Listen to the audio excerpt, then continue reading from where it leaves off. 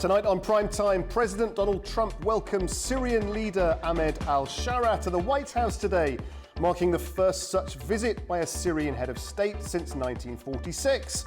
The meeting signals a sharp turn in US-Syria relations, with counter-terrorism cooperation and sanctions relief on the agenda.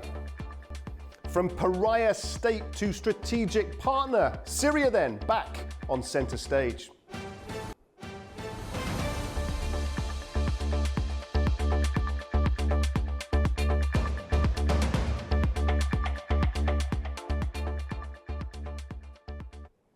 Good evening. Tonight on PrimeTime, we unpack the high-stakes meeting between Trump and al-Shara. A leader once shunned, now welcomed back into the Oval Office. A dramatic turnaround.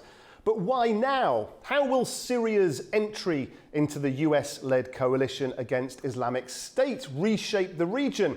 And what about Congress? Will they agree to repeal the remaining sanctions that now stand in the way of Syria's reconstruction? Well, we'll put the questions to our special guest joining us here in the studio tonight. But first, let's take a look at this short package. Syrian interim President Ahmed al-Shara arrived in Washington on Saturday for an official visit, the first by a Syrian leader to the US since the country's independence in 1946. The visit comes after the United Nations Security Council, the US and the UK lifted sanctions on al-Shara and his interior minister, citing progress under Syria's new leadership and removing them from the specially designated global terrorist list. Since taking office, al-Shara has moved to distance Syria from extremist groups, including former ties to al-Qaeda, and pledged to tackle remaining threats from the Islamic State group. Syrian authorities said security services detained suspected IS members ahead of his trip.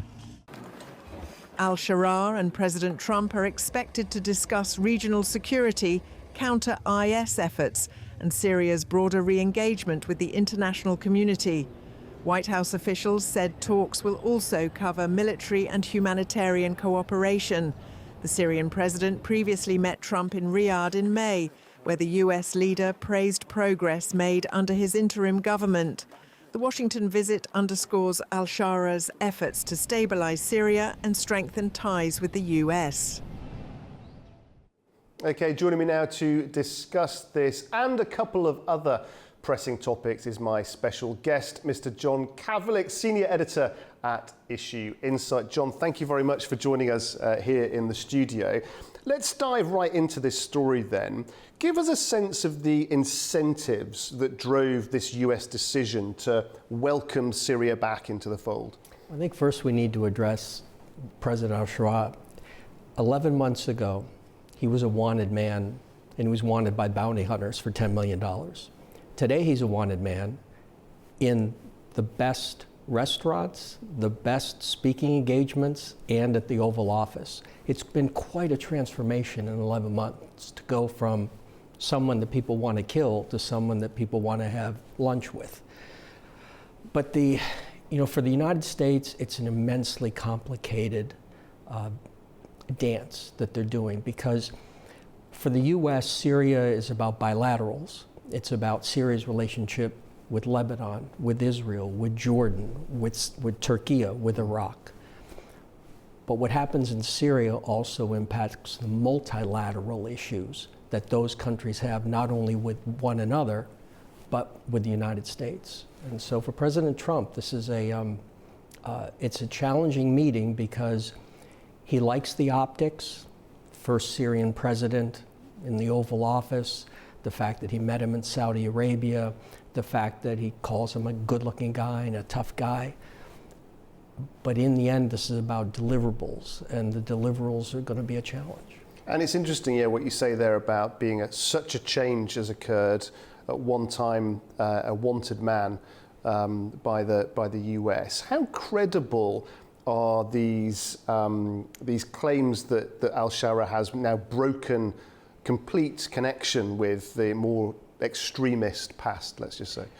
It's really tough for him because he needs the people that helped him defeat Assad to be a part of what he's trying to transform, which is Assad's Syria into a new Syria. He needs their cooperation. And just because he was able to remove Assad doesn't mean that he removed all of the issues relating to the civil war. And that's going to be a challenge. It's going to take a long time.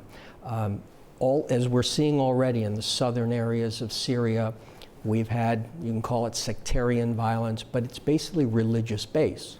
The Druze, and he's trying with the people that are within the government to do what he can to mollify them.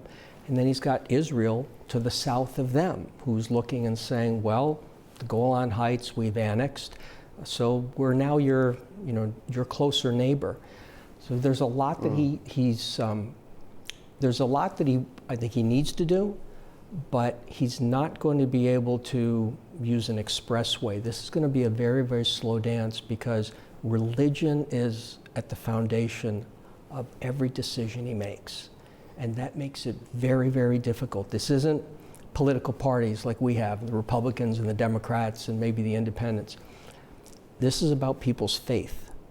And to convince someone to change when their faith is telling them what to do, whether it's the Bible, the Quran, or the Torah, is a very, very challenging, it's just going to be an incredibly challenging journey for him. Yeah, it's very interesting when you make that point that the normal levers of geopolitics perhaps cannot be so effective against something so powerful as faith and religion. You mentioned some other actors there, certainly one eye on Israel. What about other actors such as Turkey, such as the influential and wealthy Gulf states? What role do you expect them to play?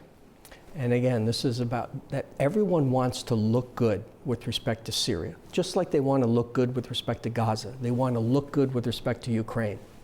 But then you get to who can open their checkbooks and write checks. The estimates are for Syria, $250 billion, whatever. I was in Damascus the day that boy got killed when the civil war started. And Damascus and Syria then is just so dramatically different than it is today. So it's going to take a lot of money. And then you have competing interests, because are the Saudis, the Qataris, the UAE, Bahrain, are they just going to write checks? No, they're going to want something for it. Turkey, President Erdogan has the toolkit that generally everyone needs. He's got companies that know how to rebuild. He's got companies on the technological side that know how to make things happen. But what they don't have is capital. So they need someone else to be paying for it, or they need an ability to finance it. The US still has the Caesar Act, which still means sanctions on the government of Syria. That's, President Trump can waive quite a bit. But as we've seen, Russia-Ukraine war has borne that out. No one likes to do things when the president says, I'm going to allow it. They want to see a law change. So there's just a lot here. And John, just explain that for our viewers, that the Caesar Act, the US sanctions imposed in 2019, isolating Damascus. Just give us a sense of the extent to which that has changed things and how malleable that now might be. The Caesar Act provides for sanctions not only on individuals of the state, the government, but also has extraterritorial elements to it, so that no one's going to be able to provide a lot of capital without potentially it coming into contact with United States sanctions, whether it's United States Department of State, United States Department of Commerce, United States Department of the Treasury, particularly what's called the OFAC, Office of Foreign Assets Control. So the Caesar Act, like all of these sanctions laws, they allow the president to have flexibility. But there are certain elements to it where flexibility isn't enough. And you have particularly the countries that have the money in the region who have said, yes, we're interested, but we don't want to start something and then, Mr. Trump, you're no longer there, and the next president comes in and makes a change. So We need the law to change, and that means they need to introduce a rescission and get it passed, and President Trump needs to sign it. That's going to take some time. There is support for it, but within the United States Congress, there still is a substantial Israel lobby and supporting the state of Israel, and they're not convinced that the new leadership of Syria is one that should be funded and that should be developed. There's a constituency that says, yes, we want to bring them back into the fold. Yes, we want diplomatic relations. Yes, we want to make certain that if we've got issues with the Kurds, issue with Iran, we want to make sure that we're able to deal with all that. However, we don't necessarily want a strong Syria. And the President Assad has said we need an accommodation with Israel. We know that.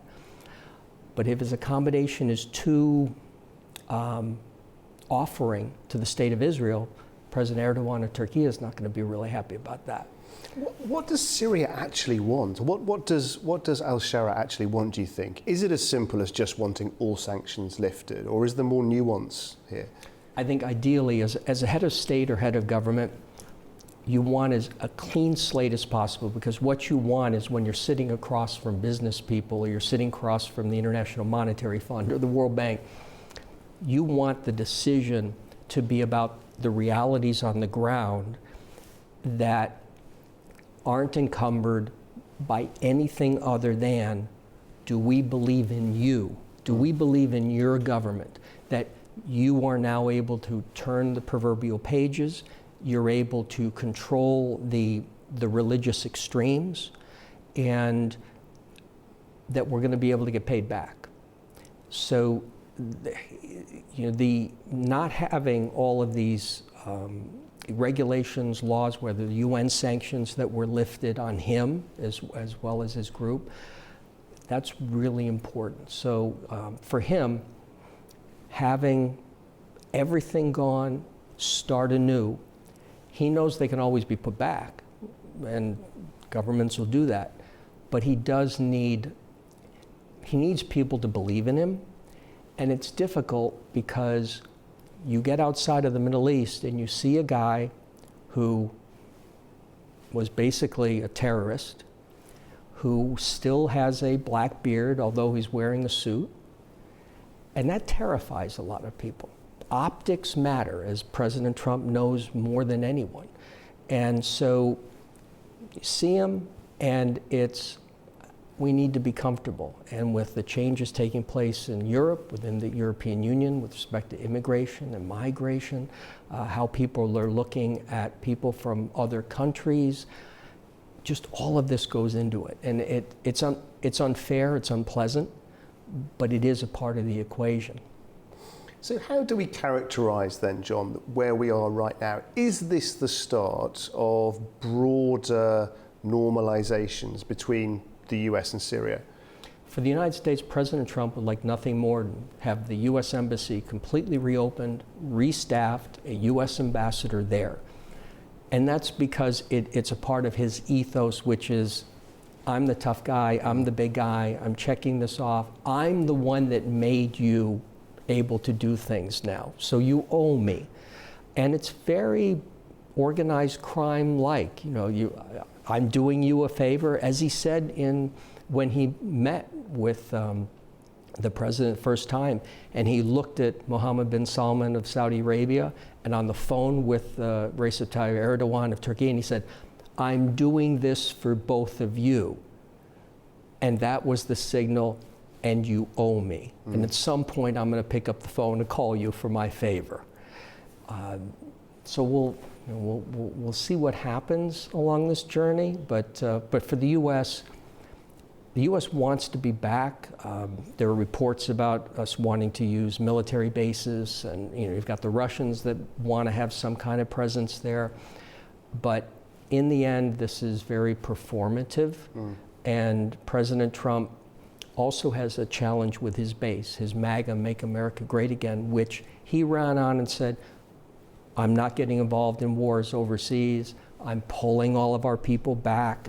We're going to talk about strength at home.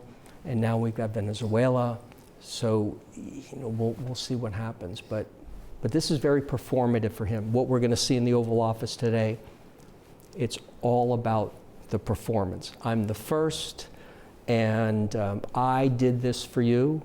I could have gotten $10 million for you a year ago, and look at you now, you're in the Oval Office. And we have faith in you because you're a tall, good-looking, tough guy. Well, John, we're very privileged we've got you to help us cover many more stories today. We're just going to take a very short break now. And when we come back, John and I will be discussing the latest tensions occurring as a result of the Russia-Ukraine war. Do stay with us.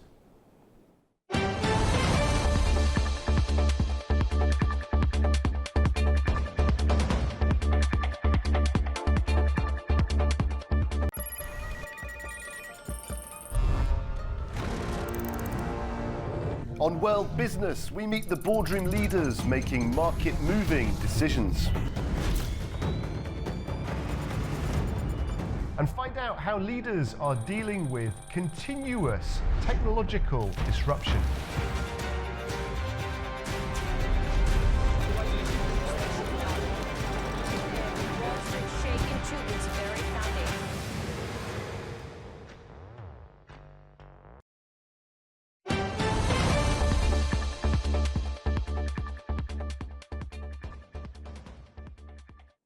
Welcome back to Prime Time. Now let's take a look at the latest tensions between Russia and Ukraine.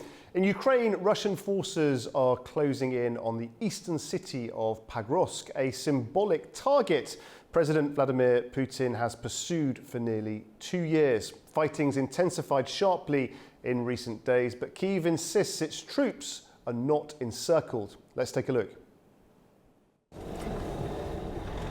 Russian strikes and fierce fighting on Ukraine's city of Pokrovsk in the Donetsk region are continuing. The Russian armies say they've repelled 7 attacks launched by the Ukrainian army from the northwest of Krasnoarmeysk and thwarted 8 attempts by the trapped Ukrainian army to break out to the north. However, Ukrainian troops claim progress in repelling Russian attempts, saying a total of 248 combat clashes took place on Sunday. Analysts say a Russian victory in Pokrovsk would open the way for further offensives on other cities in the Donetsk region, including Kramatorsk and Sloviansk. Before the war, the city had a population of about 60,000 and was a key industrial and transport hub in the Ukrainian-controlled part of Donbass. By the summer of 2025, only around 1,500 residents remained. Long viewed as a strategic city for Kyiv because of its road and rail links, it sits at the junction of several major routes leading to Donetsk in the east and Dnipro and Zaporizhia to the west. It's also played a crucial role in battlefield operations, serving as a supply line that supported Ukrainian logistics before these resources fanned out to smaller villages and frontline positions around the city. Frequent drone and artillery attacks on the main highway and rail line have forced Kyiv to seek alternative supply routes, shifting the logistical hub away from Pokrovsk, a significant gain for Russia. Well, if you're just joining us now, John Kavlik, Senior Editor of Issue Insight, is with us. John, this battle for Pokrovsk seems to be reaching a critical point. Is it a city that you know well? And how do you think forces will be reacting? Is it likely that full control is going to be taken of the city? Your question is one of those where the answer is never smart to underestimate the Ukrainian military because they've been underestimated since the war began, and they've been able to turn things around. This is a little different in that President Putin looks at this as a part of that end game, which is he's looking at the current map, and he looks at Luhansk and Donetsk and Zaporizhia, and how much of those oblasts, those provinces, in essence, do I not control? And what do I need to do to control them? and he's willing to throw a lot of people, meaning a lot of Russians are dying, a lot of Russians are getting wounded, a lot of Russian equipment is getting destroyed. But his basic goal is, once I'm done and I get to those borders, I can walk away. Part of the problem for Ukraine is that they're hemorrhaging people in terms of people just aren't serving. Young people are either trying to avoid the draft or are avoiding it legally by going into other types of occupations that give them an exemption. And you have a 4-year, very weary population. And they're trying every day to think about, okay, we hold them off, and it costs us a lot of people. And every day Russia's hitting our energy, not only hitting where we create it, but hitting how we distribute it. And we can continue to try to do deals with everybody to be made whole and to get through the winter, but it's draining. And for President Zelensky, he's already watching a coalition. We have the coalition of the willing that the Europeans are. It's really a coalition of the uncertain, a coalition of the unwilling, a coalition of the unknowing. And he knows that everyone that's supporting him, they want Ukraine to win, they want Russia to go home, but it's looking more and more every day that the outcome that we pretty much knew was going to be the case 3 years ago, going into 4 years ago, is where we are. But yet optically, he needs to keep showing the fight and hope they can turn it around. But the Russians are really throwing a lot into this. And you mentioned that President Putin sees the capture of this city as part of the end game. Do you agree with that analysis? And if so, what do you think then is likely to happen should the city fall? If the city falls, it doesn't mean that it's now a cakewalk into the rest of what he wants. Far from it. But it does give him a glide path. Also, what's important is domestically, it helps him with the message, see, in 2022 we were fighting Ukraine. Now we're fighting Ukraine, we're fighting NATO, we're fighting the European Union, we're fighting, even though the Americans are in, and we're beating them.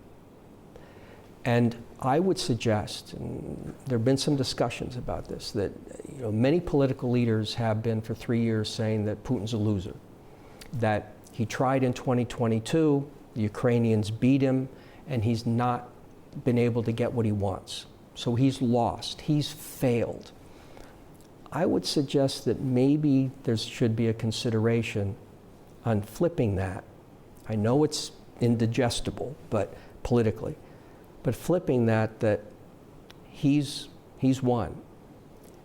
And he doesn't need to do anything else to prove himself, to prove that the Russian people are tough, to prove that he's protecting ethnic Russians, to prove that he has helped denazify particular areas of Ukraine.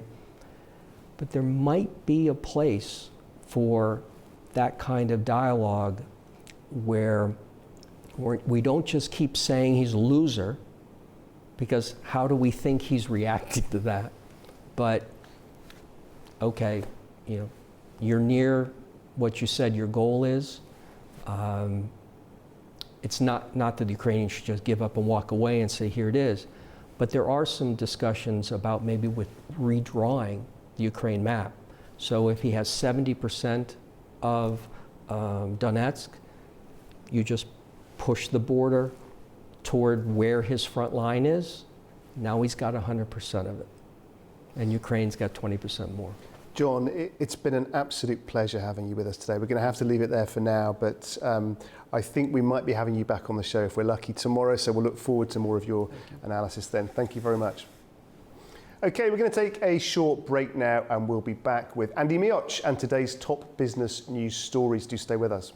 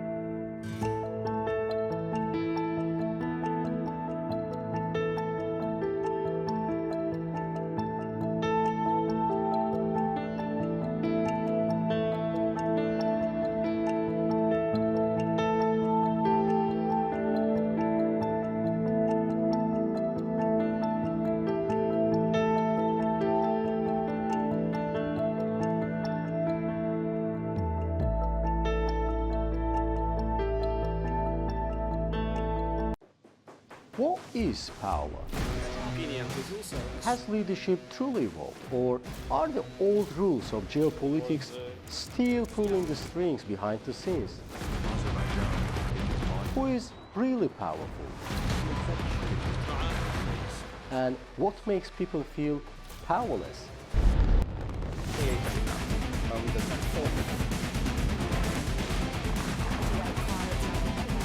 Our new series explores the secrets, strategies, and consequences of power.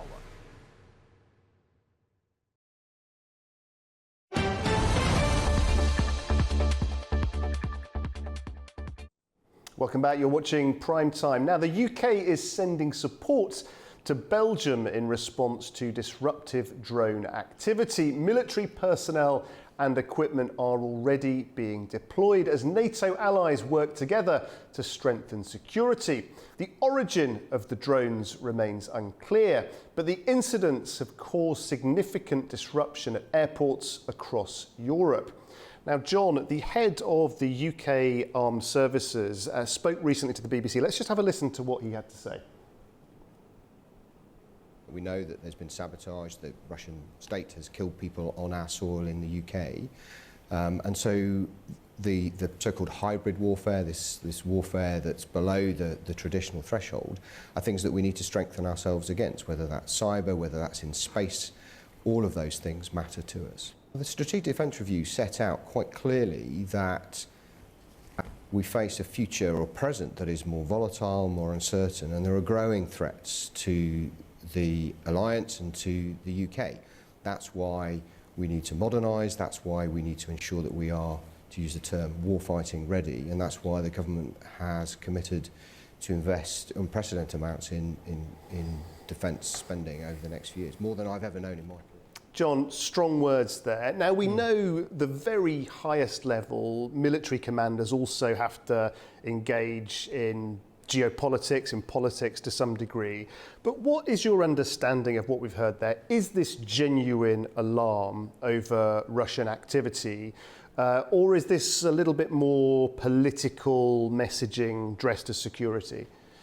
A little bit of both. There's no question that from a military standpoint, anytime that there is a threat, no matter if it's a $30 drone or it is a Shahed rocket and missile designed in Tehran, military needs to take it seriously. But then you get on the political side, because seriously has a definition, and that definition is who's going to pay for it. And in the case of the UK, Keir Starmer has promised Ukraine almost $4 billion a year for, quote, as long as it takes, but he's also indicated that there's a 100-year partnership with Ukraine. Well, the UK government is staring at a $40 billion roughly in the next 5 years budget deficit. You take roughly $4 billion a year for 5 years, that's 20 of the 40, that's half. So for the UK, yes, it as a country needs to up its game. You know, they're not going to spend, or I think they're going to spend about 3.5% of GDP on military. It's going to be another decade or so before that happens. And then you get to the larger picture, NATO. It's NATO's job as a collective, the 32 members, to be prepared for anything. They're a defensive alliance.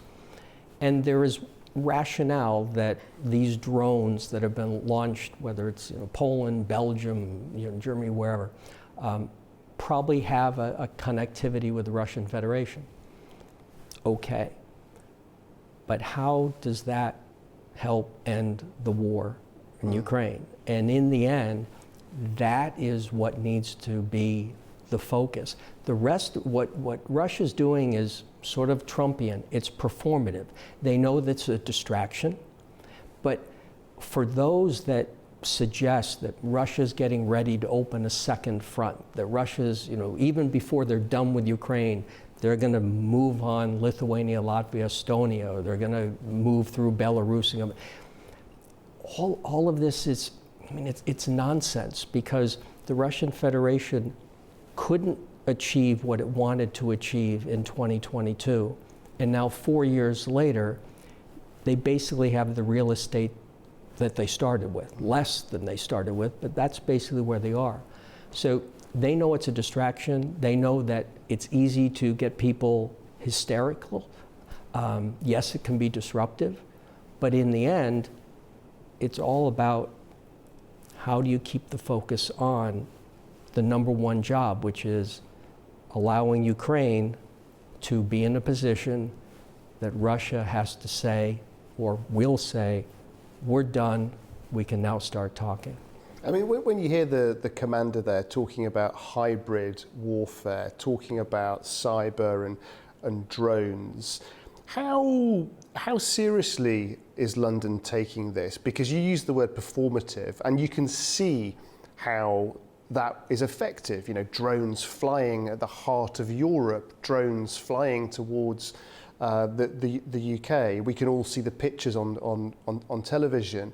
Is this, though, genuinely now the new battlefield, or is this still slightly more of a sort of a political and propaganda tool?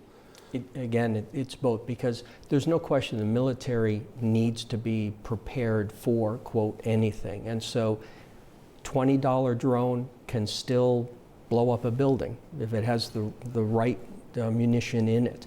And a missile can do the same thing. And we've already seen where, you know, NATO has sent, or Poland has sent up, what was it, F-16s or F-35s to shoot down a, you know, $5,000 drone and launched a $1 million missile. So there are balances to all of this. But yes, in no way am I suggesting not be prepared, but you can also overreact to the threat because it's more visible. And it is, quote, you know, in the homeland now. It's here as opposed to being there. So military needs to respond. Then the governments, of course, politically need to make certain that people believe that we're in command, we're in control, we've dedicated the resources.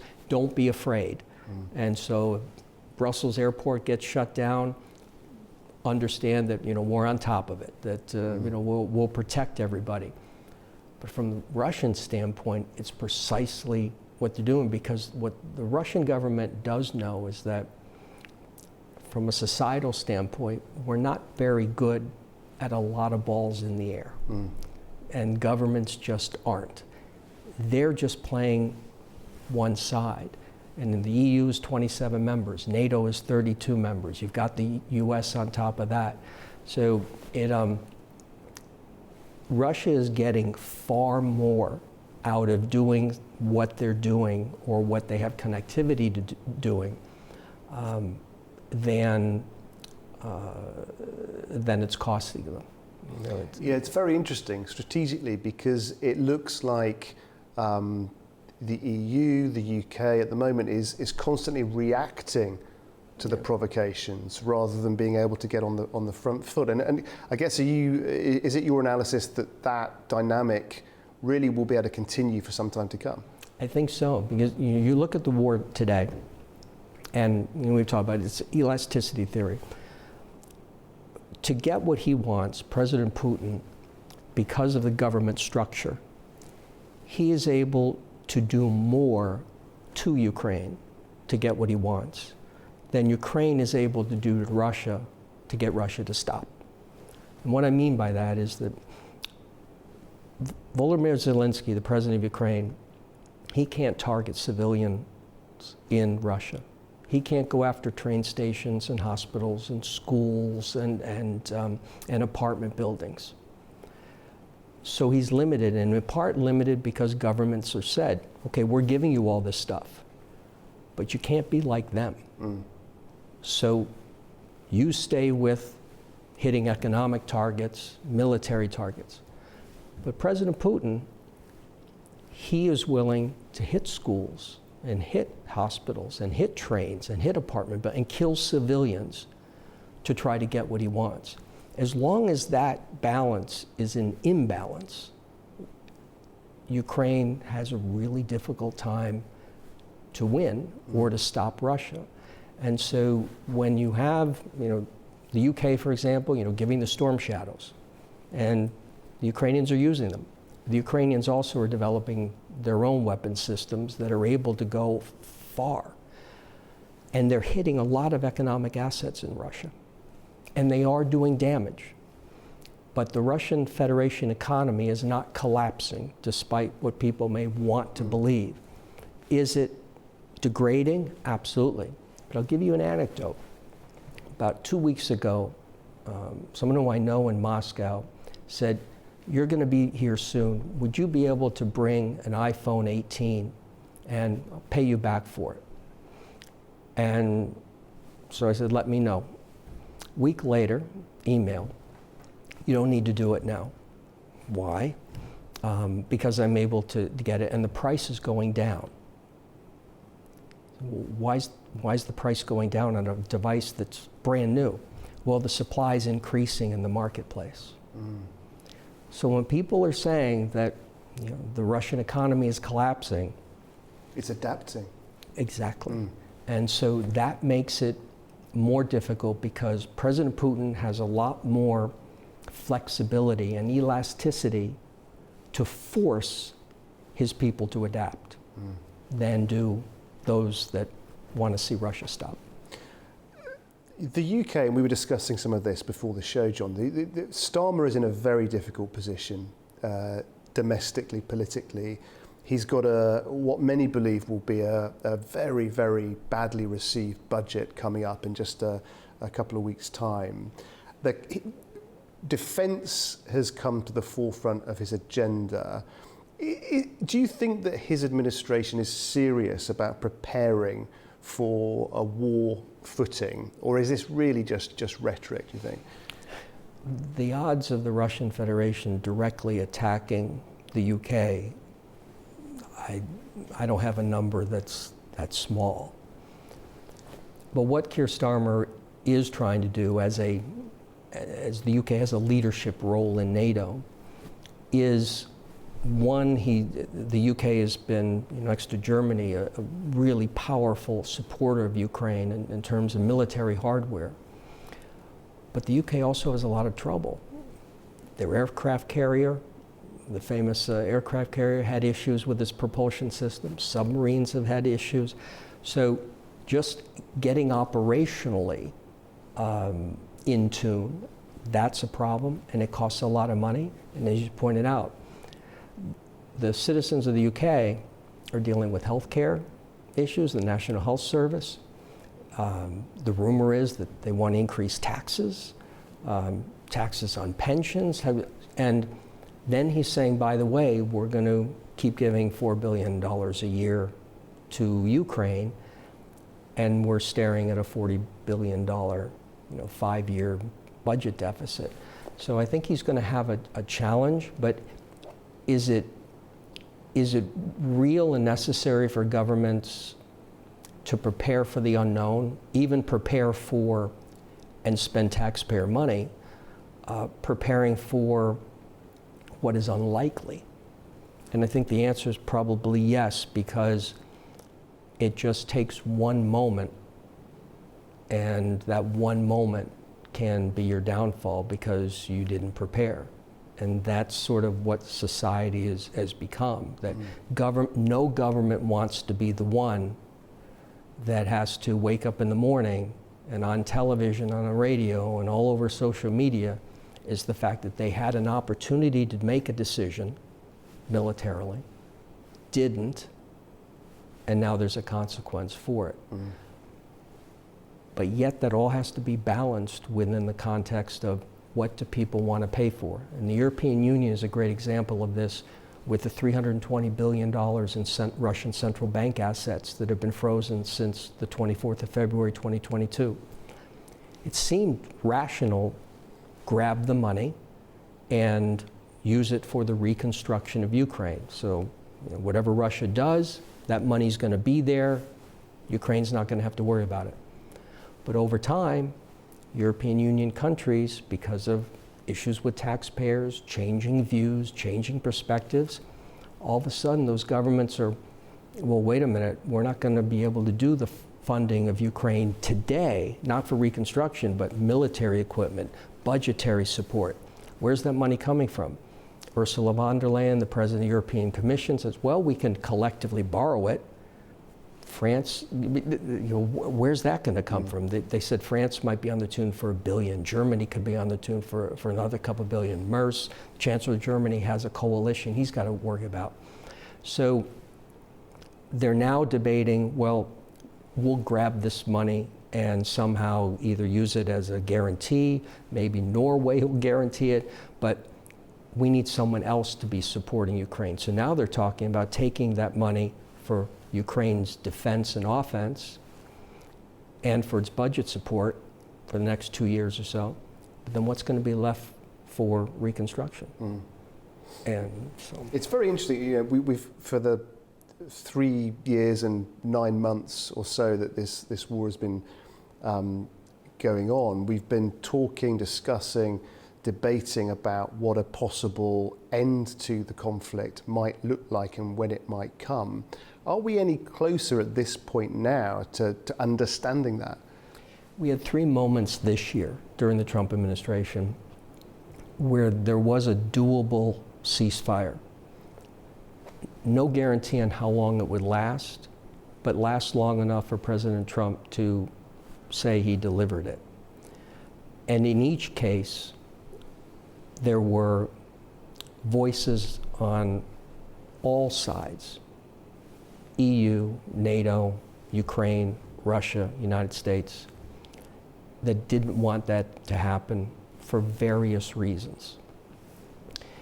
So as far as having a table setting where you could then start to discuss what after, right now that's fleeting. Having said that though, if you look back to 2022, where this is likely going to end hasn't really changed. And that is, the likely ending is Russia isn't going to give back what it's got. The question is, how much more of what it doesn't have will it settle for? So this is, and what I'm talking about there is, you look at Luhansk, Donetsk, Zaporizhia. In this case, in Luhansk, they basically control all of it. But the others, they control 70 to 80% of it. So it's a matter of how far they want to go. Okay, very, very interesting indeed. And we know that you're someone not only that's written about this extensively, but also has been recently both to Moscow and Kyiv. So we're going to delve into those details just after a short break. Okay, we'll be back in just a few moments with more from John. Do stay with us.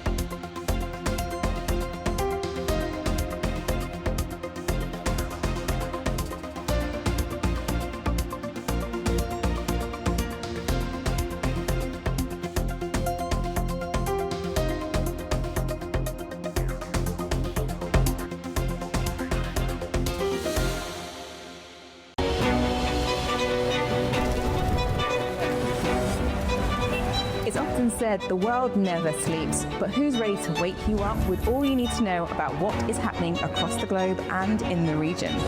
We are. Daybreak is live every morning, bringing you a complete wrap-up of the stories from overnight with all the news already happening in the world. The biggest global headlines, the key regional developments, the must-read stories shaping the day. We show them, we discuss them, we guide you through their meaning. We give you the news and a first look at the key headlines. I'm Nadia Jani. And I'm Lou Brown. Join us, it's Daybreak here at A News.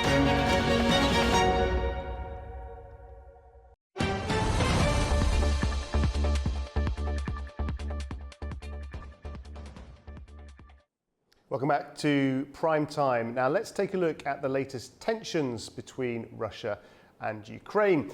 In Ukraine, Russian forces are closing in on the eastern city of Pokrovsk, a symbolic target President Vladimir Putin has pursued for nearly 2 years. Fighting's intensified sharply in recent days, but Kyiv insists its troops are not encircled. Let's take a look. Russian strikes and fierce fighting on Ukraine's city of Pokrovsk in the Donetsk region are continuing. The Russian armies say they've repelled 7 attacks launched by the Ukrainian army from the northwest of Krasnoarmeysk and thwarted 8 attempts by the trapped Ukrainian army to break out to the north. However, Ukrainian troops claim progress in repelling Russian attempts, saying a total of 248 combat clashes took place on Sunday. Analysts say a Russian victory in Pokrovsk would open the way for further offensives on other cities in the Donetsk region, including Kramatorsk and Sloviansk. Before the war, the city had a population of about 60,000 and was a key industrial and transport hub in the Ukrainian-controlled part of Donbass. By the summer of 2025, only around 1,500 residents remained. Long viewed as a strategic city for Kyiv because of its road and rail links, it sits at the junction of several major routes leading to Donetsk in the east and Dnipro and Zaporizhia to the west. It's also played a crucial role in battlefield operations, serving as a supply line that supported Ukrainian logistics before these resources fanned out to smaller villages and frontline positions around the city. Frequent drone and artillery attacks on the main highway and rail line have forced Kyiv to seek alternative supply routes, shifting the logistical hub away from Pokrovsk, a significant gain for Russia. Well, if you're just joining us now, John Kavlik, Senior Editor of Issue Insight, is with us. John, this battle for Pokrovsk seems to be reaching a critical point. Is it a city that you know well? And how do you think forces will be reacting? Is it likely that full control is going to be taken of the city? Your question is one of those where the answer is never smart to underestimate the Ukrainian military because they've been underestimated since the war began, and they've been able to turn things around. This is a little different in that President Putin looks at this as a part of that end game, which is he's looking at the current map, and he looks at Luhansk and Donetsk and Zaporizhia and how much of those oblasts, those provinces, in essence, do I not control? And what do I need to do to control them? And he's willing to throw a lot of people, meaning a lot of Russians are dying, a lot of Russians are getting wounded, a lot of Russian equipment is getting destroyed. But his basic goal is, once I'm done and I get to those borders, I can walk away. Part of the problem for Ukraine is that they're hemorrhaging people in terms of people just aren't serving. Young people are either trying to avoid the draft or are avoiding it legally by going into other types of occupations that give them an exemption. And you have a 4-year, very weary population.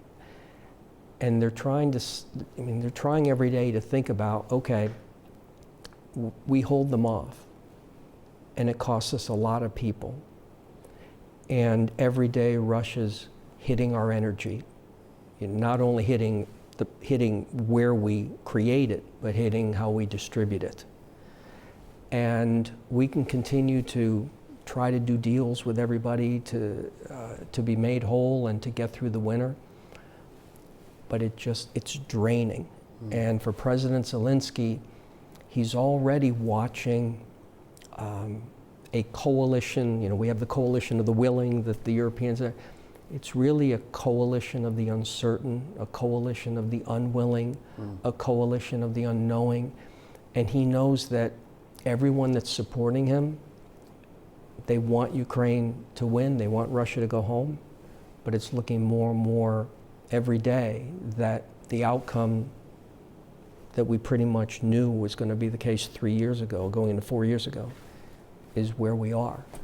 But yet optically, he needs to keep showing the fight and hope they can turn it around. But the Russians are really throwing a lot into this.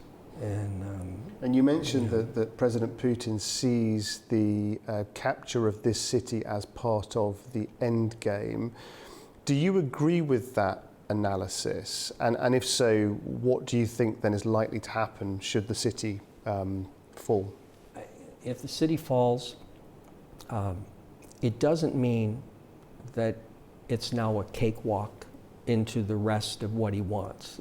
Far from it. But it does give him a glide path. Also, what's important is domestically, it helps him with the message, see, in 2022 we were fighting Ukraine. Now we're fighting Ukraine, we're fighting NATO, we're fighting the European Union, we're fighting, even though the Americans are in, and we're beating them. And I would suggest, and there have been some discussions about this, that many political leaders have been for 3 years saying that Putin's a loser, that he tried in 2022, the Ukrainians beat him, and he's not been able to get what he wants. So he's lost, he's failed. I would suggest that maybe there should be a consideration on flipping that. I know it's indigestible, but politically. But flipping that he's won. And he doesn't need to do anything else to prove himself, to prove that the Russian people are tough, to prove that he's protecting ethnic Russians, to prove that he has helped denazify particular areas of Ukraine. But there might be a place for that kind of dialogue where we don't just keep saying he's a loser, because how do we think he's reacting to that? But, okay, you're near what you said your goal is. It's not that the Ukrainians should just give up and walk away and say, here it is. But there are some discussions about maybe with redrawing the Ukraine map. So if he has 70% of Donetsk, you just push the border toward where his front line is. Now he's got 100% of it. And Ukraine's got 20% more. John, it's been an absolute pleasure having you with us today. We're going to have to leave it there for now, but I think we might be having you back on the show if we're lucky tomorrow, so we'll look forward to more of your analysis then. Thank you very much.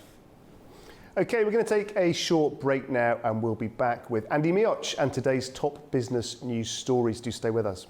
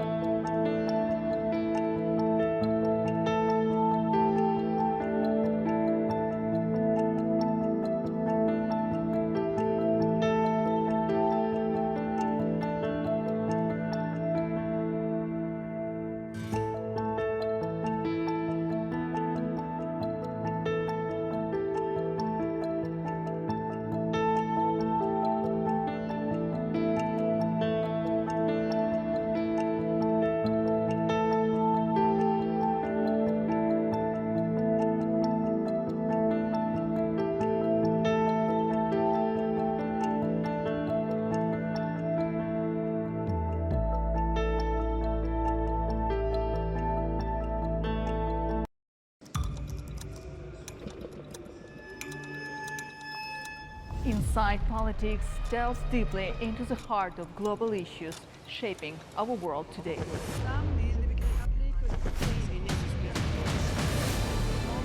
Join me for your go-to source of political analysis from across the region and beyond.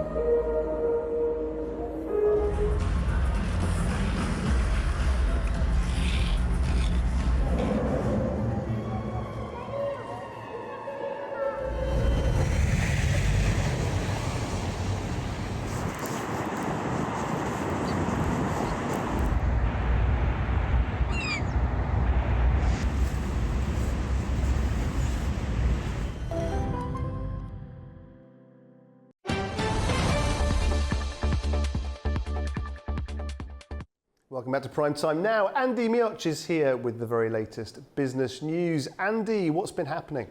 Well, Guy, it's been a rather bullish start to the week. Global markets surged after the news out of the United States that the government shutdown may be nearing its end.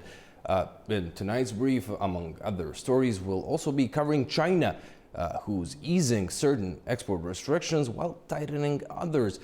So let's get into it. First up, shares rose globally after the U.S. Senate moved closer to ending a 40-day government shutdown that has affected federal workers and the economy.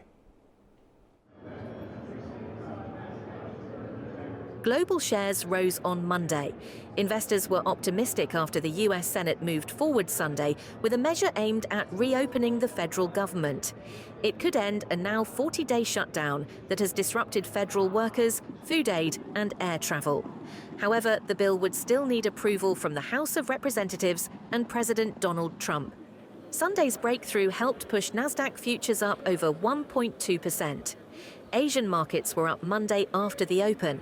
MSCI's broadest index of Asia-Pacific shares outside Japan rose 1.36%, and Japan's Nikkei was up a similar amount, while Hong Kong's Hang Seng index jumped 1.5%. The positive trend spread to Europe, where shares were also up. The pan-European Stoxx 600 climbed 1.1% in early trade. The shutdown has taken a growing toll on the US economy. Federal workers from airports to law enforcement and the military have gone unpaid, while the central bank deals with limited government reporting of economic data. White House economic advisor Kevin Hassett warned the country's fourth quarter GDP could be negative if the shutdown dragged on. To China now, Beijing has restricted exports of chemicals used in synthetic opioids, such as fentanyl, aiming to curb trafficking and further improve US-China relations. China on Monday tightened export controls on chemicals used to produce synthetic drugs such as fentanyl, adding the United States, Mexico and Canada to the list of countries requiring prior shipping licenses, the Commerce Ministry said. The measure, effective immediately, covers 13 specific compounds linked to the production of synthetic opioids.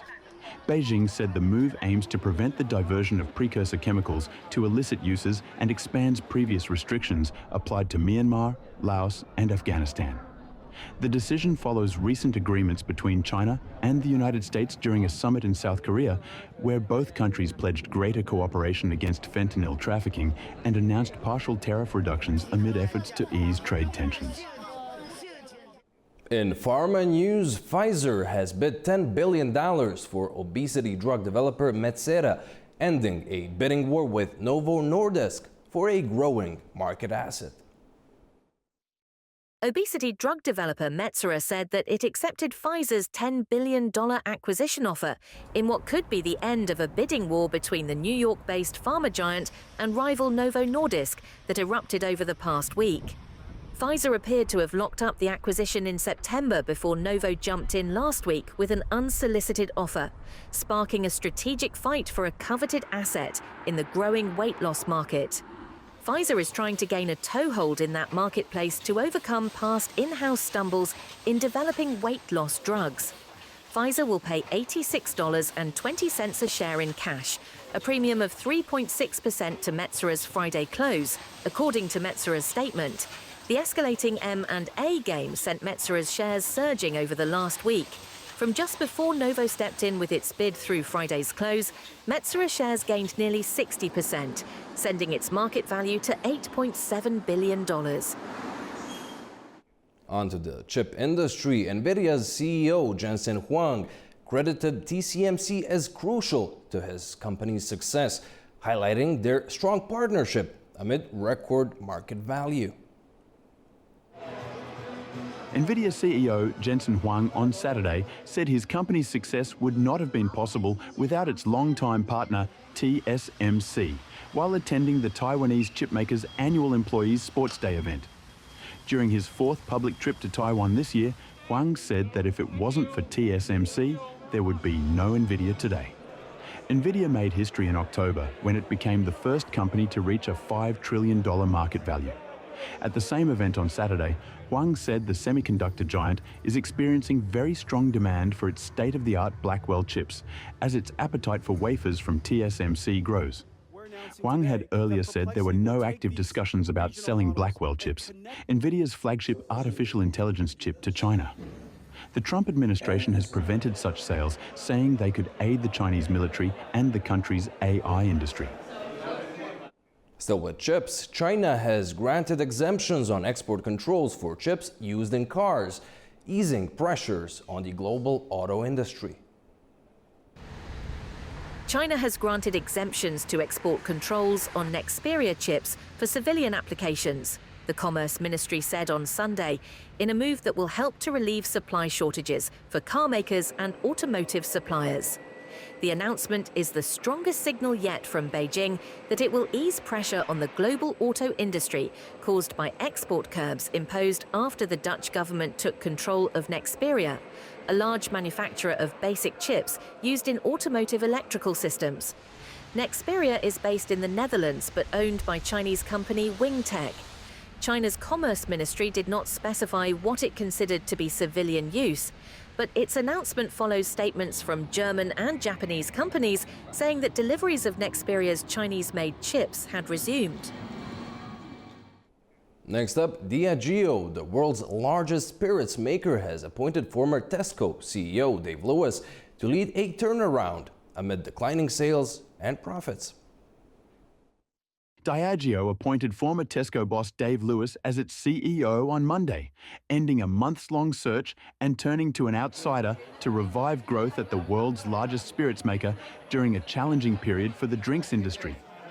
Lewis will join Diageo at the start of 2026 and will be tasked with turning around the Johnnie Walker whiskey and Guinness beer maker, which last week downgraded its sales and profit outlook for fiscal 2026 and whose shares are hovering near a decade low. Shares in the drinks group, which also makes Don Julio tequila, jumped 7% on news of Lewis's appointment on Monday and were headed for their biggest one-day percentage gain since November 2020. Lewis was CEO of UK supermarket group Tesco from 2014 to 2020, and prior to that spent 3 decades at Unilever, where he earned the nickname Drastic Dave after fixing businesses through cost-cutting and innovative marketing. Well, that's a wrap on today's business brief. Back to you guys. Interesting stuff as always, Andy. Thank you very much indeed. Okay, we're going to take a very short break now. When we come back, we'll be talking to Katie Wilson about the latest BBC scandal. Do stay with us.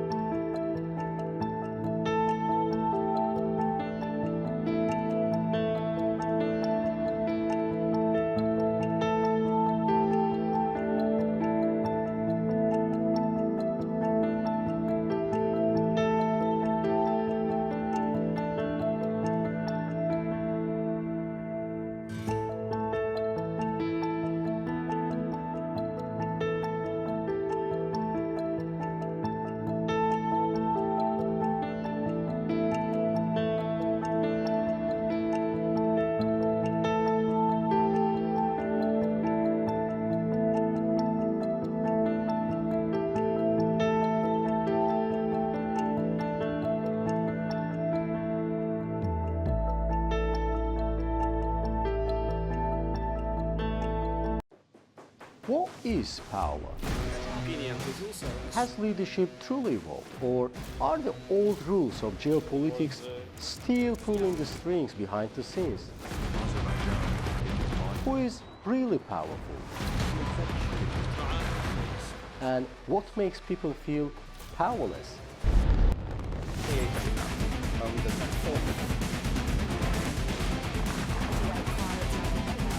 Our new series explores the secrets, strategies, and consequences of power.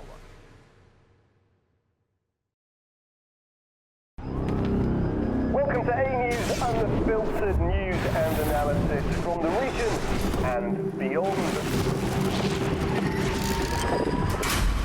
From Washington to Beijing, Tehran to Kabul, to Tbilisi to Tashkent. Today is the third. We're with you 24/7, taking you live to the front lines of the day's biggest stories. Welcome to Gabon. I'm here. Azerbaijan and Armenia.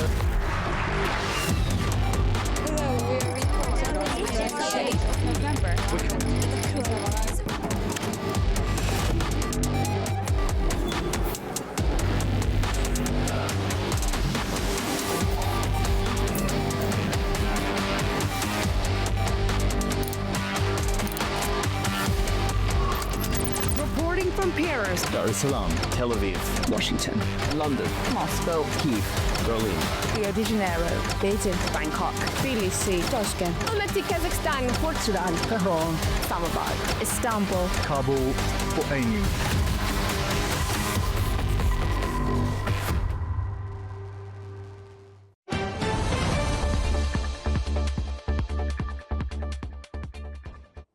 Welcome back. You're watching Prime Time. Now, the BBC's chair has issued an apology, calling it an error of judgment over that panorama edit of Donald Trump's 2021 Capitol speech. The fallout deepened with Tim Davie and Deborah Turness both stepping down. And now the story's escalated even further, with the US president sending a legal threat to the BBC, confirmed tonight by the corporation itself. It says it will respond in due course. A News's Zainab Farzadeh has more now on the story. BBC Director General Tim Davie and BBC News CEO Deborah Turness have both resigned following a controversy over a panorama documentary about Donald Trump. It comes after the Telegraph revealed a leaked BBC memo claiming that the program edited parts of Trump's 2021 Capitol speech to make it look like he was encouraging the violence. In his speech in Washington, D.C. on 6 January 2021, Trump said, "We are going to walk down to the Capitol and we are going to cheer on our brave senators and congressmen and women." However, in the panorama edit, he was shown saying, "We are going to walk down to the Capitol and I will be there with you. And we fight like hell." The two sections of the speech that were edited together were more than 50 minutes apart. The memo also criticized other areas of BBC News, including BBC Arabic's coverage of the Israel-Gaza war, and accused the broadcaster of systemic bias. In separate statements, Davie admitted there have been some mistakes, while Turness said, "The buck stops with me." I would like to say it has been the privilege of my career to serve as the CEO of BBC News and to work with our brilliant team of journalists. I stepped down over the weekend because the buck stops with me. But I'd like to make one thing very clear. BBC News is not institutionally biased. That's why it's the world's most trusted news provider. UK Culture Secretary Lisa Nandy, in a post on X, thanked Davie for his leadership of the BBC through a period of significant change, and US President Donald Trump welcomed the resignation on Trust Social, referring to the panorama documentary about him, which has come under scrutiny. He says, "What a terrible thing for democracy." White House Press Secretary Caroline Leavitt on social media called the BBC 100% fake news and a propaganda machine. For now, there is no word on who will take over as BBC Director General. Zainab Farzadeh, A News, Manchester, United Kingdom. Well, joining me now in the studio to discuss this further is our correspondent Katie Wilson. Katie, a serious blow then for the BBC. I mean, how serious is this for the credibility of the broadcaster?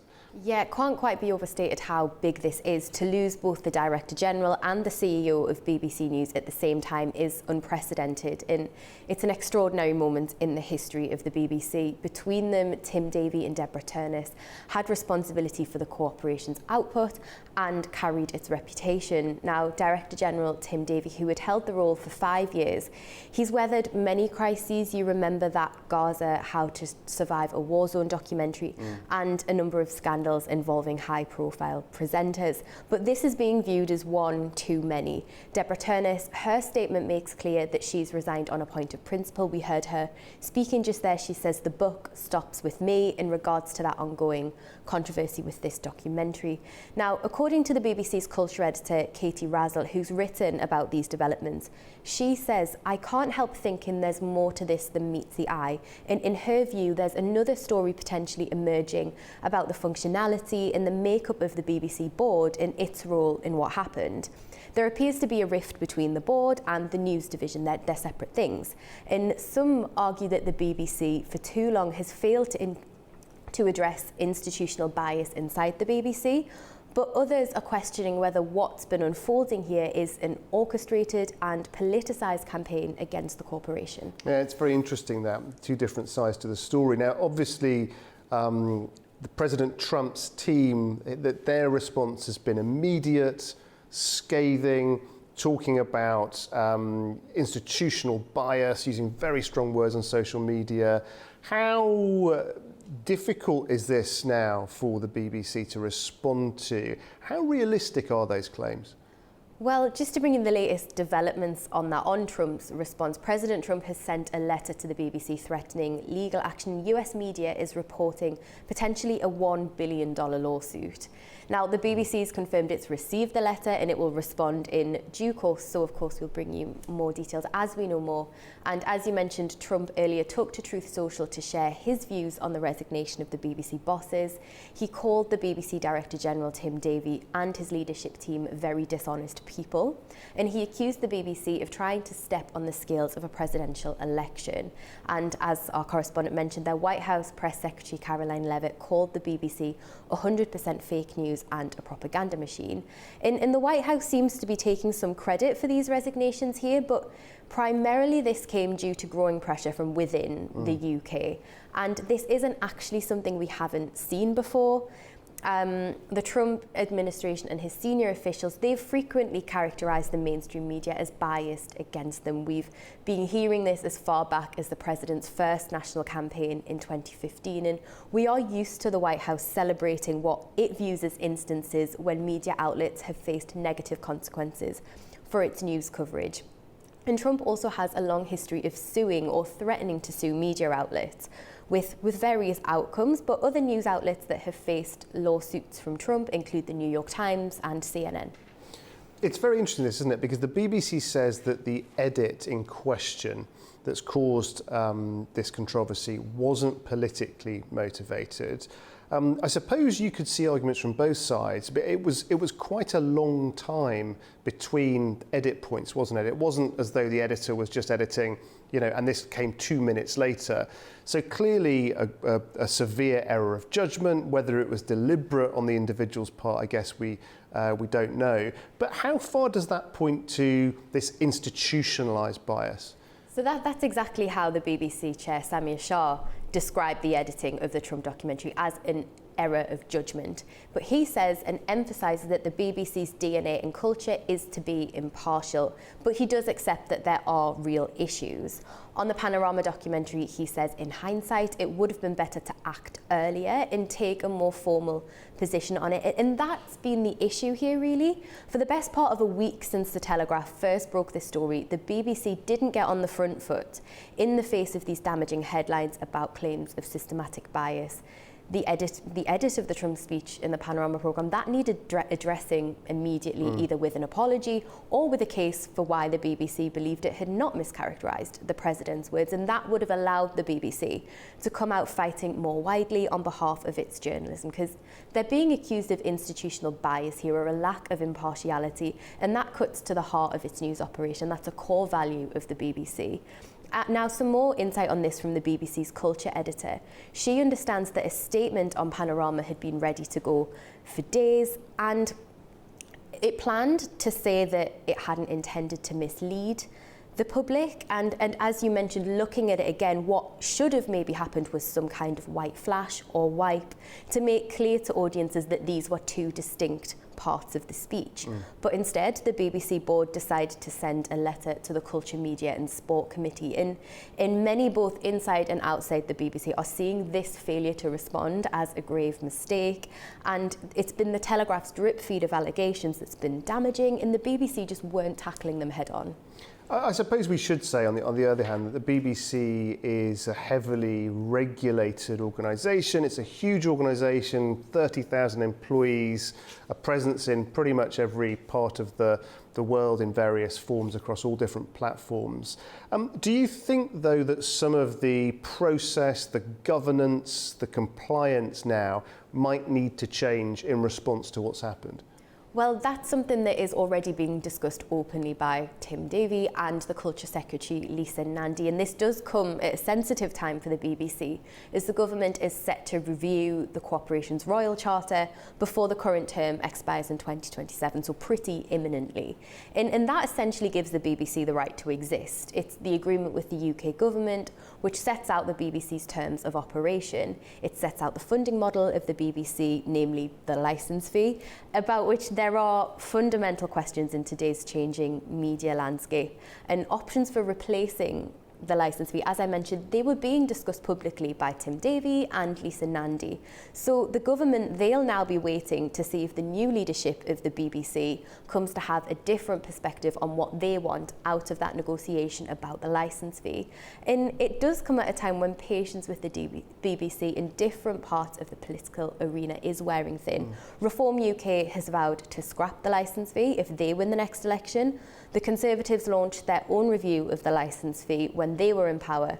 So whoever the new Director General is, they're taking over at a politically tricky moment and walking straight into discussions with the government that could have a big impact on the future of the BBC. Yeah, a very difficult job indeed for anyone to take on. And we've spoken about the executives, we've spoken about the politicians. What about the viewers in all this? What do viewers make, do you think, of this? Have they lost trust, do you think, in the BBC? Well, as you mentioned, it's the size of the BBC and its funding model. That means it's always been, will always be, and should always be subject to the highest scrutiny. And a former head of BBC Comms said that this Director General job is one of the hardest in public life. I just want to mention as well Downing Street's response to this, because they touch on the public's perception of the BBC. A spokesperson said the Prime Minister does not believe the BBC is institutionally biased, and it's important that the BBC acts to maintain trust and corrects mistakes quickly when they occur. And for any public service broadcaster, that accountability is vital. Number 10 also denied the BBC was corrupt. That's a word President Trump used to describe some journalists at the corporation.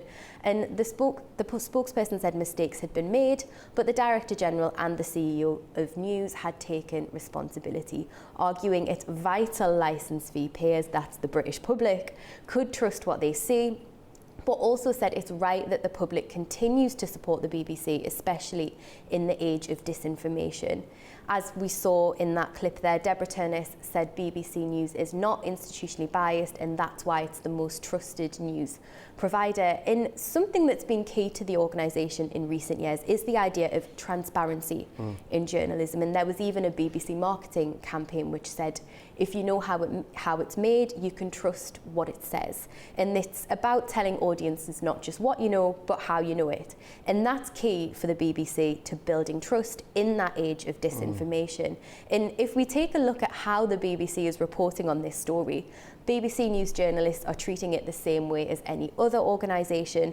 We've seen BBC News ask BBC management for responses and contact the press office for official statements. And outside New Broadcasting House in London this morning, we saw a doorstep. That's when journalists approach senior management for an unplanned interview. So what impact that has on audiences, as well as this scandal, and for their trust in the BBC, we'll see in the coming days and weeks how that develops. Very, very interesting story indeed. Katie, as always, we thank you very much for staying on top of it for us.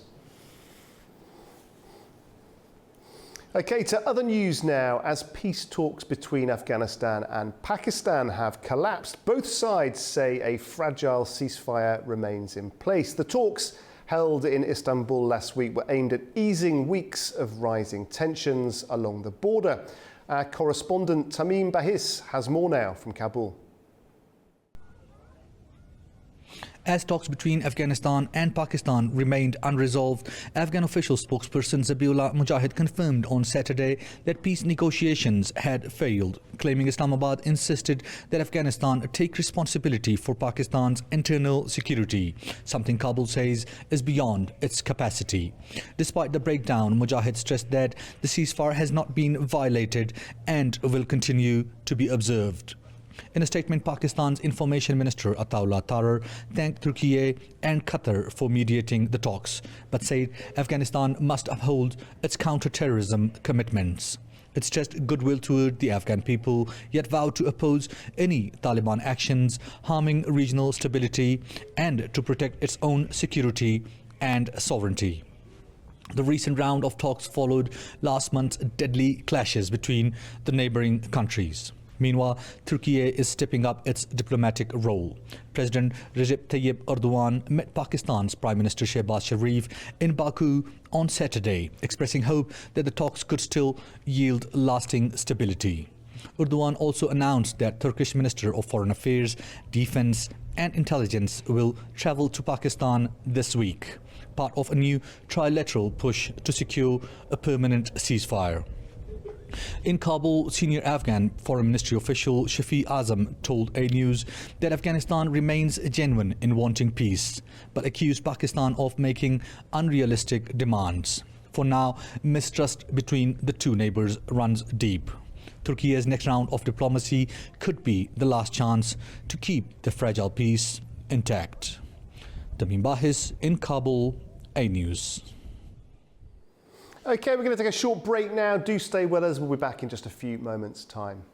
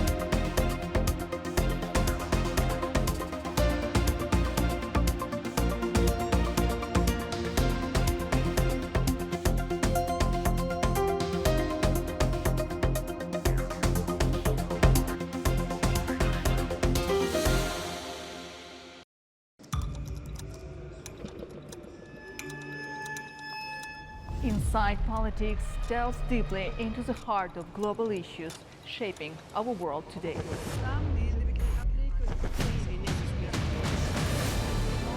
Join me for your go-to source of political analysis from across the region and beyond.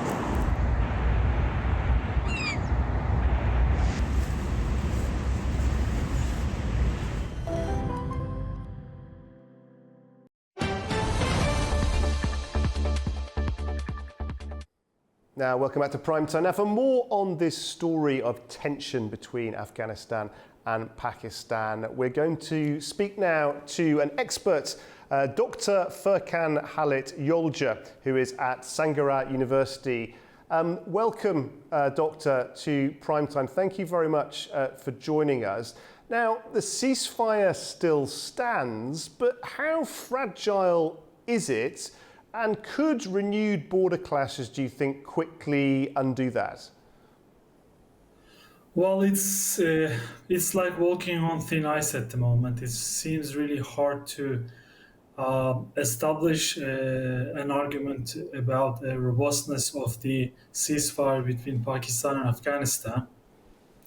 It seems like Taliban is a bit more closer to protecting the ceasefire than Pakistan, because what Taliban was arguing in the last couple of weeks was that Pakistan's demand and requirement was about the internal security of Pakistan rather than protecting the interstate war or the interstate ceasefire between Pakistan and Afghanistan. So it seems like Taliban and Afghanistan is a bit more close to protecting the ceasefire and letting the intrastate conflict tensions de-escalate for a while.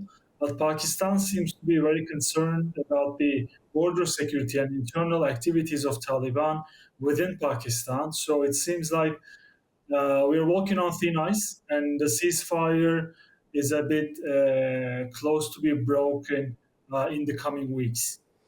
Walking on thin ice, yeah, very interesting indeed. Of course, Pakistan accuses Kabul of harbouring militants, while Afghanistan blames Islamabad for airstrikes. Is there any middle ground left on security? Well, it's about collaboration between armies and state at this point, because if we can take a closer look to what Turkey did with PKK and its collaboration with Iraq for these operations, it's pretty similar. So what Taliban and Afghani government should do is come into close collaboration with Pakistan to enable Pakistan to secure its border and its internal security. Otherwise, Pakistan will never feel secure enough, which would maybe prevent any incoming state conflicts that we might have. So it's going to require a lot of state and military level cooperation if you're going to talk about a maintaining ceasefire and maybe a de-escalation process between the two states. Yeah, and you mentioned Turkey there. They, of course, invested heavily in bringing both parties to the table, didn't they? How is Ankara reacting to the failure, and can it still salvage the process, do you think? It definitely can. I mean, nothing is there at the moment because yes, Taliban is gaining experience on the state level very recently, but it has been in the Afghani security space for long enough that we can define it as a security actor in Afghanistan, and they can have middle grounds through Ankara to meet up in middle with appeasements from both sides. So I think Ankara has a very good level of experience in de-escalating conflict because we have very much good, recent examples in Syria, in Libya, in Azerbaijan. So Ankara has been very proactive in de-escalating conflicts in the region to enable states to foster their economies and foster their security structures. So I think if both parties and both states ensure their trust in Turkey and Ankara government as a facilitator, as a mediator, it definitely has the capacity to come in between and arbitrate between two actors to find middle grounds that's gonna de-escalate the situation for good. And finally, I just wanted to ask you what the regional implications are. Does this collapse push Afghanistan and Pakistan further apart, or simply is it a pause to an inevitable return to the talks, do you think? It's not gonna force any country to fall apart at this point, because this is not like a nation scale war at the moment. If it comes to that level, we might talk about either Pakistan or Afghanistan resolving to the battle, and maybe which one is going to survive in between. But at this point, I think it's a bit impractical to talk about states falling apart, because Afghanistan is already a state in transformation. So it's not like a very modern and Westphalian type of state that we are talking about. Taliban gained control over the government, which almost never happened in the history of the states that we know, because a non-state actor completely took over the government and then became a very functional state apparatus that's been governing the whole country. Now Syria is also trying to mimic this situation as well, but at this point, I think this level of conflict and in the scale, it's gonna be hard to talk about Afghanistan or Pakistan falling apart to this conflict. But if it becomes a nation-state war, nation-scale war, and it turns into a intrastate war between Pakistan and Afghanistan, including large amounts of troops and different types of conflict, then maybe we can talk about who's gonna win this battle and who's gonna maybe lose territory or fall apart in the end of the military conflict that's going to happen. Well, it's a very interesting, very serious situation. We thank you very much indeed for joining us and for your analysis. Thank you. Thank you. Okay, after the break, we'll be taking a look at the top trending videos across our social media sites. Do stay with us.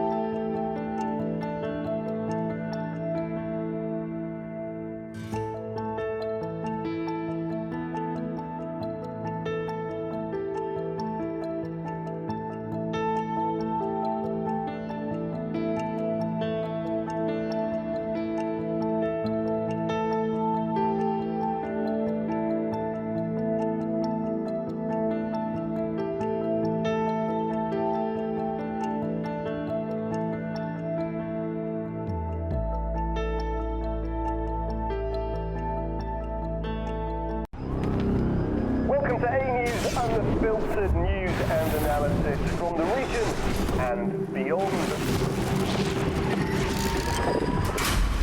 From Washington to Beijing, Tehran to Kabul, to Tbilisi to Tashkent. Hello, I'm Jay. Challenges.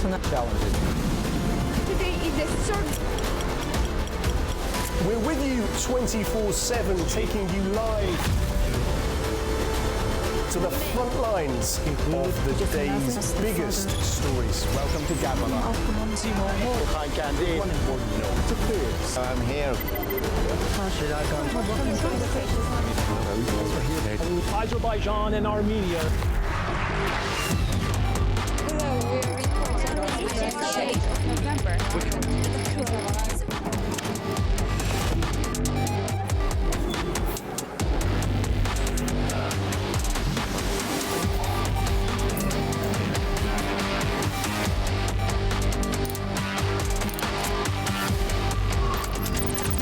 From Paris, Dar es Salaam, Tel Aviv, Washington, London, Moscow, Kyiv, Berlin, Rio de Janeiro, Beijing, Bangkok, Tbilisi, Tashkent, Almaty, Kazakhstan, Port Sudan, Tehran, Islamabad, Istanbul, Kabul, Port-au-Prince.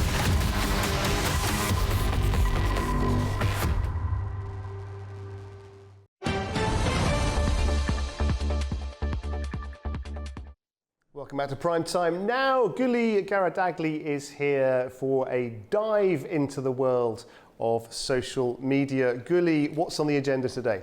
This week's social media has been all over the map. Politics in Washington, typhoons in Asia, Christmas lights in Europe, and even a golden toilet in New York.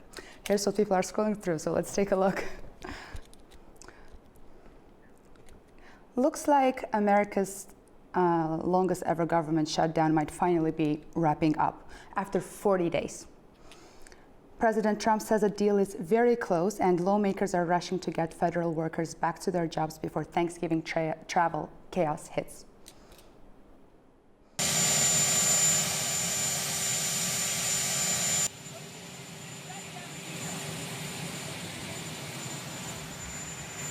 Well, it looks like we're getting very close to the shutdown.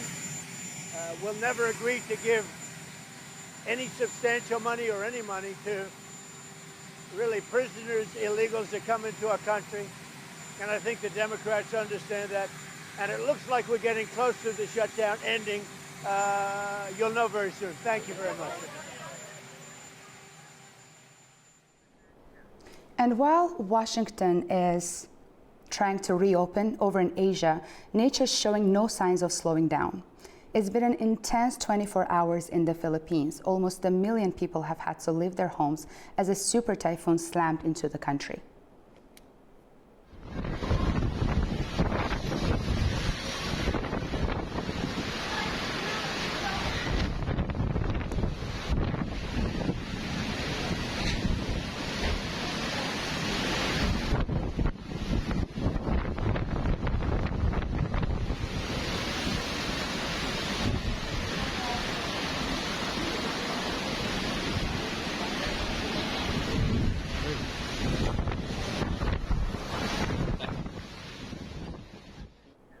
And if that wasn't enough, another storm is already on the way. It's been a tough week for the Philippines, and now another storm is on the way. Super Typhoon Fangwong is moving with winds over 180 kilometers an hour, and videos online show communities rushing to safety as shelters fill up across the country.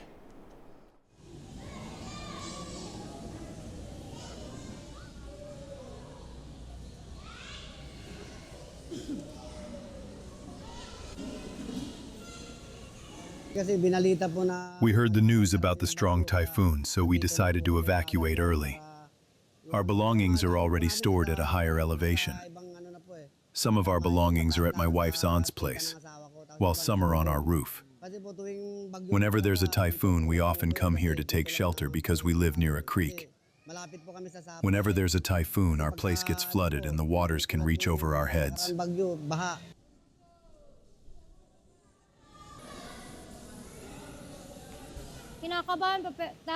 I'm anxious and scared because we don't know how strong the typhoon will impact us, so we're scared. I have my kids with me, and my husband is still out making a living, so we decided to just stay here and evacuate.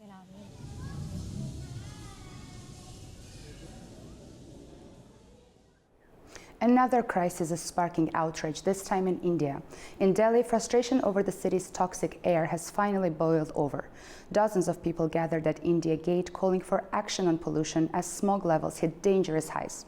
Police stepped in to break up the protest, but videos of the crowd chanting and holding banners are spreading online.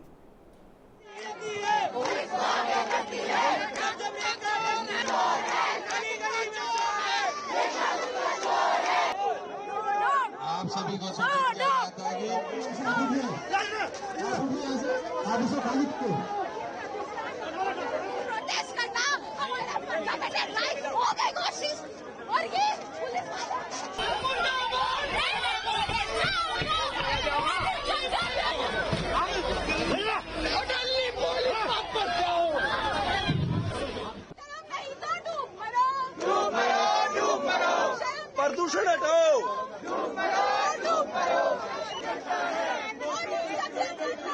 Police को आगे करता है police को आगे करता है police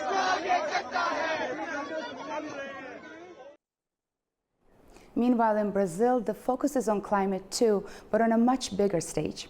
COP30 officially kicks off today in Brazil, but away from the big speeches and world leaders, the real story is in the Amazon Delta.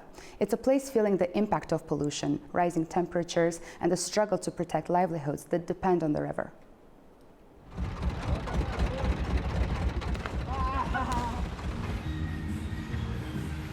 This is the place where the Amazon River actually unfurls into the delta. This is a place where the Amazon River actually meets the Atlantic Ocean, not far away from here. And the problems surrounding this river are actually multidimensional. It's not just about the water levels going up and down. It's also about this river, together with tributaries, being actually the lifeline to that massive Amazon basin, covering about 5.5 million square kilometers, which acts as the vital ingredient enabling our planet to receive enough oxygen. About 10% of our planet's oxygen actually comes from this Amazon basin.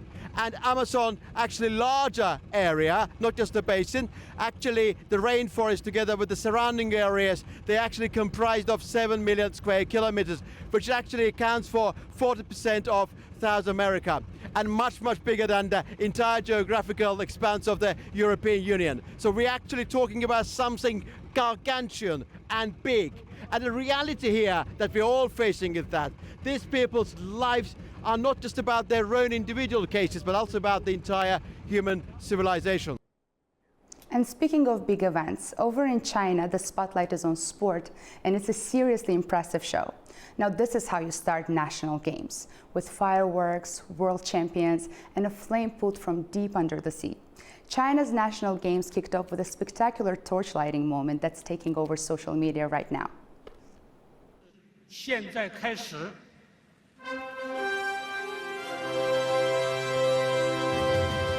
跳水项目5个奥运冠军，21个世界，何曾获得第33届奥运会网球混双。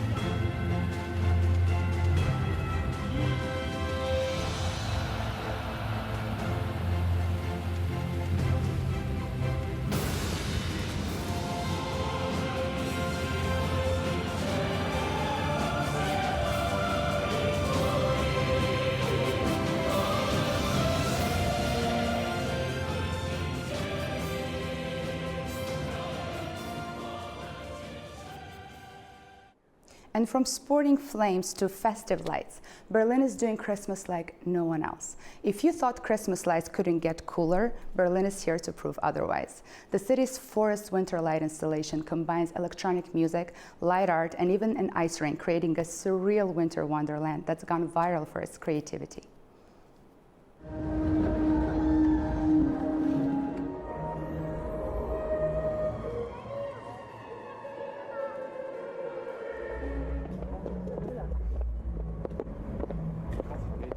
Yes, here in the hall behind me, this is Forest Winter Lights. So we're here on the Dark Matter site. This is our new hall, Transformator. And this year we have 600 Christmas trees with 250,000 lights, a 400 square meter ice rink, and a light show that lasts almost an hour. Hopefully, all of this together will create a really nice Christmas atmosphere.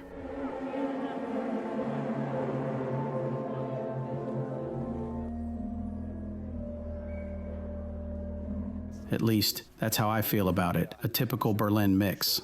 On the one hand, there's the traditional Christmas spirit, very German, with illuminated trees. But then there's the mix with electronic music. The entire soundtrack is electronic. Berlin stands for techno. We have parts in there that you can dance to if you want. And for me, that's Berlin, and also the fact that it's in an old industrial hall. That's also a typical Berlin thing, where creative people refurbish old halls and old buildings. And here it's simply this contrast between classic Christmas, old industrial ruins, and Berlin techno. For me, that's Berlin.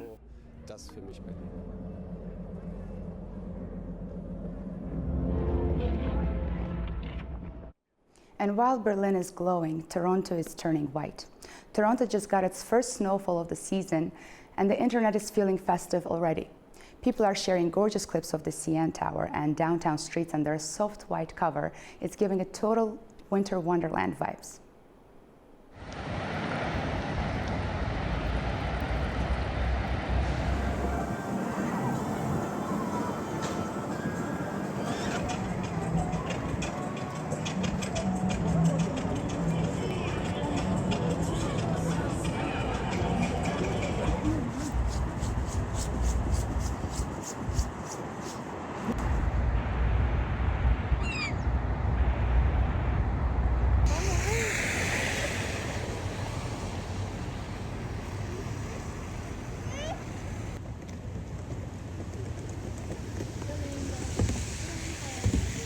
first day today. It's been a while without snow. I come from England, so different from here.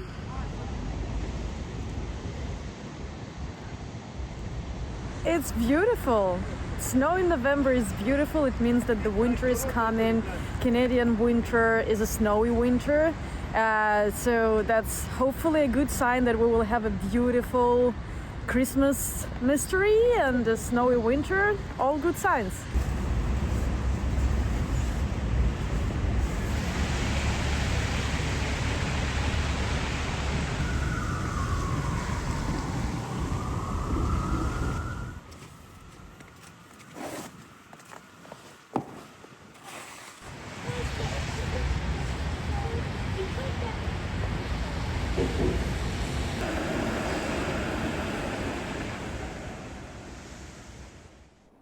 And finally, from snow to something a little shinier. Talk about flushing money away. Sotheby's is auctioning off an 18-karat gold toilet worth around $10 million. The artwork, cheekily titled America, once made waves for being both a political statement and an actual toilet. Let's take a look.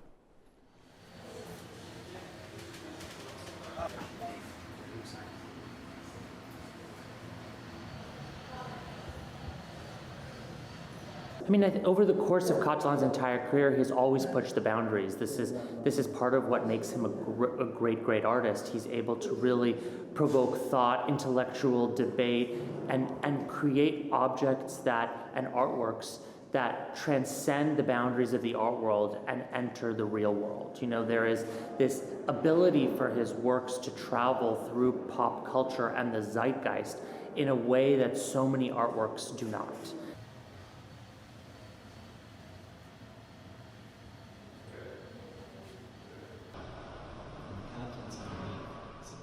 That's an unconventional move.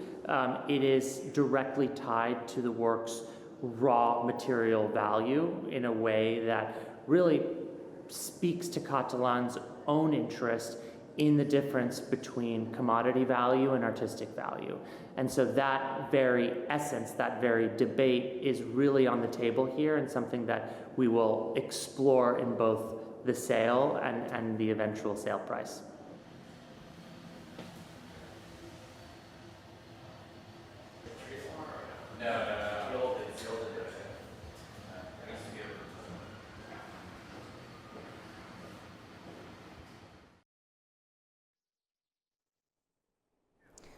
Thank you for watching the social media segment.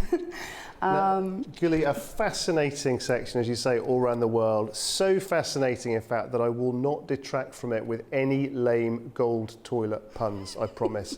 Fantastic stuff. Thank you very much indeed for that. Okay, now let's take a look at other major stories from around the world. As COP30 gets underway in Brazil's Amazon city of Belém, more than 190 nations are gathering, but expectations are cautious. The agenda's packed, cutting fossil fuels, funding climate resilience, and protecting indigenous lands from mining and deforestation. The real question tonight is, can a divided world actually find common ground?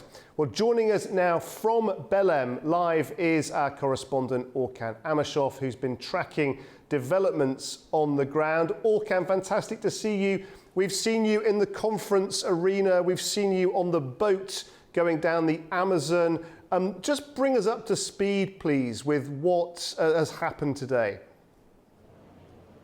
Hello, Guy. What a great delight to join you, and what a great day we have had here in Belém, Brazil so far. Day is not over yet. It's a day one.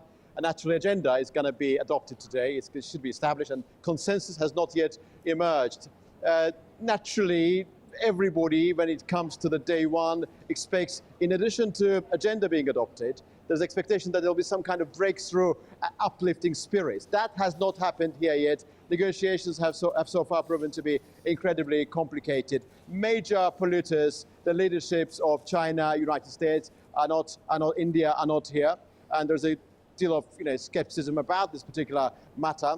Well, as to the key elements enveloping the surroundings here, I would say that, of course, deforestation. the issues related to the Amazon basin and necessity of actually increasing financial resources in order to tackle the problem, not just related to this part of the world, to Brazil, but also actually to the entire global scope are going to be discussed. Earlier, I've been to the Azerbaijani pavilion. I had an opportunity to converse with Mukhtar Babayev, COP29 president. So effectively, he mentioned about something which I need to be very clear about. It's about the doubling the adaptation budget from up to $40 billion US, and that should happen by the end of this year. It's very important because that should have happened by now, but it has not happened. This is one moment, of course. Naturally, $1.3 trillion US figure, which was agreed upon back in Baku during COP29, where we were together, reporting and analyzing developments regarding that particular summit, is going to be discussed, and there must be clearer idea about the balance between public actors, public finance, and also private actors, of course. It's a very complicated area. Earlier on from 6th to 7th of November, when the meeting of the leaders took place, Brazilian leadership, the president was making a very crystal clear plea to European countries, saying that we need these resources, you are quite rich, and it is time to act now. So basically, if to go back to the original point, at this stage, as I speak to you, it's it's the middle of the day one. We have not yet reached the degree of clarity when we have an agenda, and it's very important to have an agenda on day one, because agenda means you have your priorities clarified and established in a compartmentalized fashion that allows you to actually funnel your energy into the right objectives. Naturally, climate is not going to be the main item here. We understand that those the main objects back in Baku. What matters here is adaptation, and also, as COP29 Babayev mentioned earlier, that proper balance between adaptation and mitigation. Before ending my answer to this question, just allow me to mention, Guy, one more point. Today the transfer of the presidency has happened. President Mukhtar Babayev delivered his remarks, and that official transfer of the gavel, the important ceremonial moment, has taken place. And from now on, Andrea Delgado is not actually COP30 president designate, but actually proper COP30 president. Orkan, we thank you very much indeed. We know this week you'll continue to be out and about, not just with the politicians, but also with the people in the surrounding area. And we look forward to plenty more analysis from you. Orkan, thanks very much indeed. Thank you very much, guys. Great pleasure. Okay, that brings us to the end of Prime Time. We've covered the key developments shaping today's global and regional agenda and the stories driving tomorrow's headlines. Join us again tomorrow evening for more insight, analysis and perspective. And from all of us here at A News, thank you for watching.